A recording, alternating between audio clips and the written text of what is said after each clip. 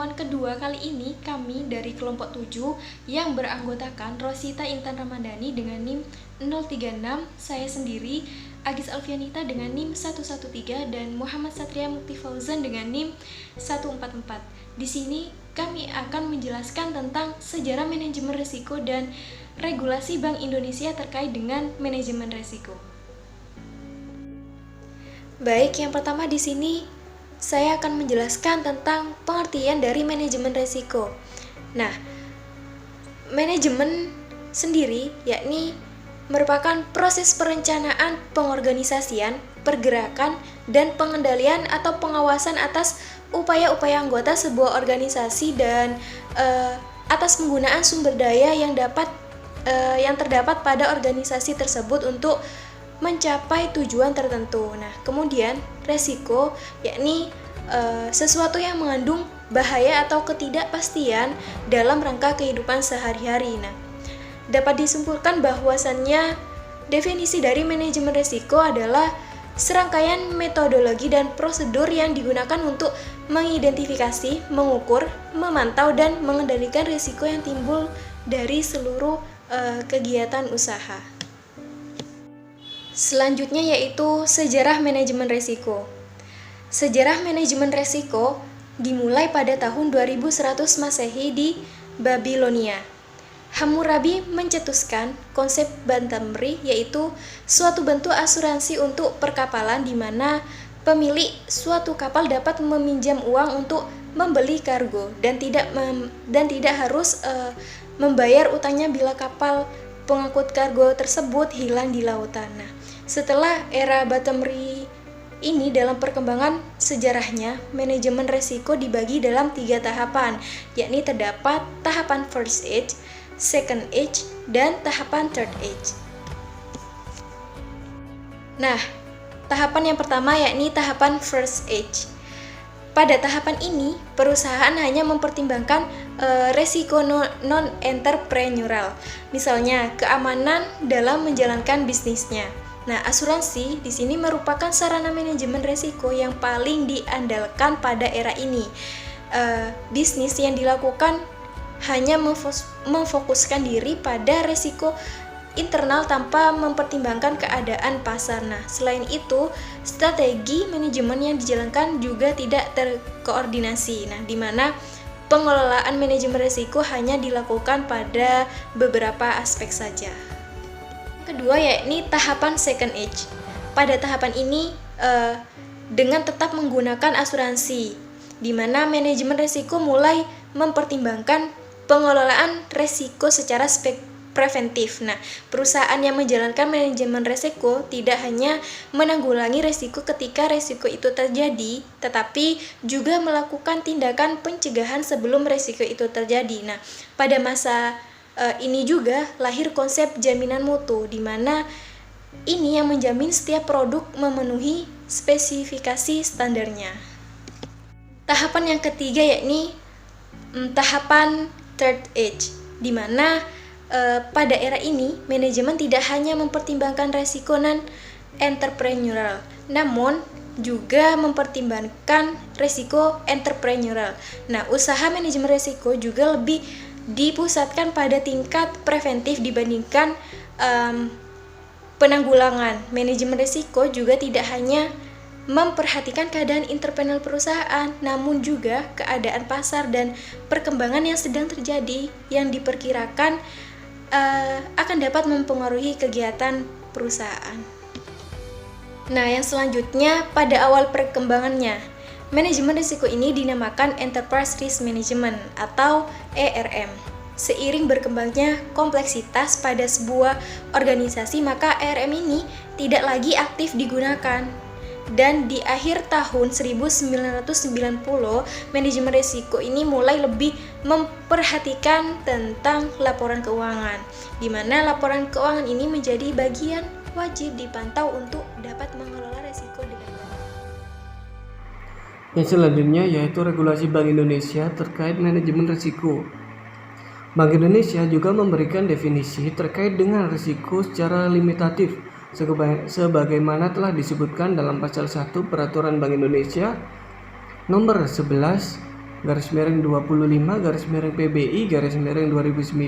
yakni tentang perubahan atas Peraturan Bank Indonesia Nomor 5/8/PBI/2003 tentang penerapan manajemen risiko bagi bank umum yang sebagaimana disebutkan. Risiko adalah potensi kerugian akibat terjadinya suatu peristiwa atau event-event tertentu. Secara umum, Bank Indonesia telah mengartikan jenis-jenis risiko dalam pengelolaan bank. Adapun pemahaman tentang risiko-risiko tersebut dan diuraikan dalam pasal 1 Peraturan Bank Indonesia Nomor 11/25/PBI/2009 tentang perubahan atas Peraturan Bank Indonesia Nomor 5/8/PBI/2003 tentang penerapan manajemen risiko bagi bank umum.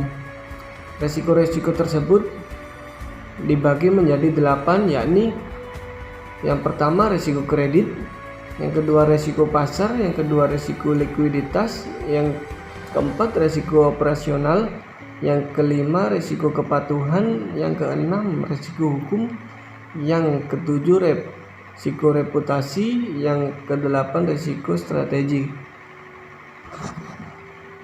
Berbagai risiko tersebut yang sudah melekat pada kegiatan bank ini juga perlu dikenali, dimonitor, dan dikontrol dengan cara kontinu. Selain itu, juga perlu penetapan rencana mitigasi risiko yang komprehensif, di mana supaya di dalam pembuatan keputusan bisnis bank, yakni didasarkan pada suatu persetujuan yang kuat, dan lebih daripada itu diperlukan suatu manajemen risiko yang terpadu atau integrated risk management agar mengendalikan exposure risiko-risiko tersebut. Yang selanjutnya, agar penerapan manajemen risiko lebih efektif, maka bank wajib menetapkan suatu wewenang dan tanggung jawabnya secara jelas terhadap setiap jenjang jabatan yang terkait dengan penerapan manajemen risiko. Dewan Komisaris memiliki kewenangan dan tanggung jawab sebagaimana yang telah diatur pada pasal 6 Peraturan Bank Indonesia, yakni meliputi yang pertama yaitu menyetujui dan mengevaluasi suatu kebijakan manajemen risiko. Yang kedua yaitu mengevaluasi pertanggungjawaban direksi atas pelaksanaan kebijakan manajemen risiko. Yang ketiga yaitu mengevaluasi serta memutuskan permohonan direksi yang berkaitan dengan transaksi yang memerlukan persetujuan Dewan Komisaris, yakni sepanjang hal ini ditetapkan oleh RUPS atau pada anggaran dasar bank. Sedangkan direksi mempunyai kewenangan dan tanggung jawab tersendiri sebagaimana juga yang telah diatur pada pasal 7 Peraturan Bank Indonesia, yakni meliputi menyusun kebijakan manajemen risiko, bertanggung jawab atas pelaksanaan kebijakan manajemen risiko dan exposure risiko yang diambil. Yang ketiga, mengevaluasi dan memutuskan transaksi yang memerlukan persetujuan direksi. Yang keempat, mengembangkan budaya manajemen risiko. Yang kelima, meningkatkan kompetensi sumber daya manusia. Yang keenam, memastikan fungsi manajemen risiko telah beroperasi secara independen. Yang ketujuh yaitu mengkaji ulang keakuratan metodologi penilaian risiko, kecukupan implementasi sistem informasi manajemen, dan ketepatan kebijakan serta prosedur dan penetapan limit risiko. Dan yang selanjutnya yaitu dalam rangka penerapan manajemen risiko yang efektif sesuai pasal 18 Peraturan Bank Indonesia tentang penerapan manajemen risiko bagi bank umum ditetapkan bahwa bank wajib menyusun struktur organisasi yang sesuai, yakni dengan tujuan dan kebijakan usaha, ukuran dan kompleksitas serta kemampuan bank, di mana peraturan struktur organisasi suatu kerja manajemen risiko telah disesuaikan dengan ukuran dan kompleksitas usaha bank serta risiko yang sudah melekat pada bank. Yang selanjutnya yaitu wewenang dan tanggung jawab Satuan Kerja Manajemen Risiko, yakni meliputi 1. Pemantauan terhadap implementasi strategi manajemen risiko dan yang sudah disetujui oleh direksi. Dan yang kedua, pemantauan posisi atau eksposur risiko secara menyeluruh per jenis risiko maupun per aktivitas fungsional. Dan yang ketiga, penerapan stress testing, yakni agar dapat mengetahui dampak implementasi kebijakan dan strategi manajemen risiko terhadap kinerja dari masing-masing satuan kerja operasional. Dan yang keempat, pengkajian terhadap usulan aktivitas atau produk baru yang diajukan atau dikembangkan oleh satu unit tertentu yang ada pada bank, di mana pengkajian di sini difokuskan terutama terhadap aspek kemampuan bank untuk melakukan aktivitas dan produk baru terhadap sistem dan prosedur yang digunakan serta dampaknya pada eksposur risiko bank secara menyeluruh. Dan yang kelima yaitu rekomendasi mengenai besaran atau maksimum eksposur risiko yang wajib dipelihara bank kepada satuan kerja operasional dan juga kepada komite manajemen risiko sesuai kewenangan yang dimiliki satuan kerja manajemen risiko. Yang keenam yaitu evaluasi terhadap akurasi dan validitas data yang digunakan oleh bank untuk mengukur risiko bagi bank yang menggunakan model dalam keperluan intern. Dan yang ketujuh, menyusun dan penyampaian laporan profil risiko kepada direktur utama dan komite manajemen risiko dengan cara berkala atau sekurang-kurangnya secara triwulanan. Jika kondisi pasar berbuah dengan cepat, maka frekuensi laporan harus ditingkatkan. Dan sedangkan untuk eksposur risiko yang relatif lambat seperti risiko kredit, frekuensi laporan disampaikan sekurang-kurangnya tersebut. Dan yang ke-8 yaitu satuan kerja operasional wajib memberi informasi tentang eksposur risiko yang melekat pada satuan kerja tersebut yang bersangkutan kepada satuan kerja manajemen risiko yang berkala. Dan yang selanjutnya yaitu keterkaitan manajemen risiko dengan good corporate governance di bidang perbankan. Dilihat dari pengalaman krisis keuangan pada tahun 1997 atau 1998 di Indonesia, di mana waktu itu terjadi ketidakpercayaan atau distrust masyarakat pada dunia perbankan nasional.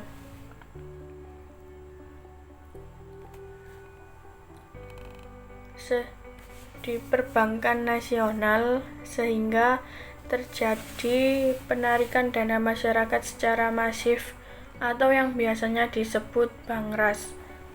Maka dari itu telah disadari oleh otoritas pengawas perbankan tentang perlunya good corporate governance di sektor perbankan. Oleh karena itu, pada tanggal 30 Januari 2006, Bank Indonesia menerbitkan Peraturan Bank Indonesia atau PBI nomor 8/4 PBI 2006, yakni tentang pelaksanaan Good Corporate Governance bagi bank umum yang selanjutnya diadakan perubahan melalui peraturan Bank Indonesia nomor 8/PBI/2006 tanggal 5 Oktober 2006, yakni tentang perubahan atau peraturan Bank Indonesia nomor 8/4 PBI 2006 tentang pelaksanaan Good Corporate Governance bagi bank umum. PBI dibentuk sebagai salah satu upaya agar memperkuat industri perbankan nasional, yakni yang sesuai dengan arsitektur perbankan Indonesia. Terima kasih sudah menonton video presentasi kami. Kami dari kelompok 7 mohon undur diri. Bila ada salah kata kami mohon maaf. Wassalamualaikum warahmatullahi wabarakatuh.